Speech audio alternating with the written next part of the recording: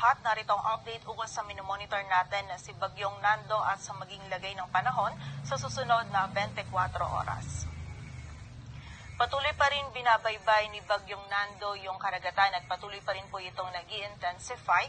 Huli itong namataan sa layong 800 kilometers east of Kasiguran, Aurora. Taglay na nito ngayon yung lakas ng hangin na 100 kilometers per hour malapit sa sentro at bugso ng hangin na umaabot sa 125 kilometers per hour. Ito'y kumikilos pa northwestward sa bilis na 10 kilometers per hour and ngayong araw po yung trough or extension nito ay magdudulot na ng mga kalat-kalat na pag-ulan dito sa silangang bahagi ng Luzon, maging sa silangang bahagi din ng Visayas. Samantala, yung dating si Bagyong Mirasol naman na may international name na Mitag ay huling namataan sa layong 845 kilometers west-northwest ng extreme northern Luzon. Nag-downgrade na rin po ito into a tropical depression and wala na itong epekto sa anumang bahagi ng ating bansa. And bukod po dito sa dalawang weather disturbance na ito, ang southwest monsoon o habagat naman ay patuloy pa rin umiiral dito sa may western section ng northern at central Luzon,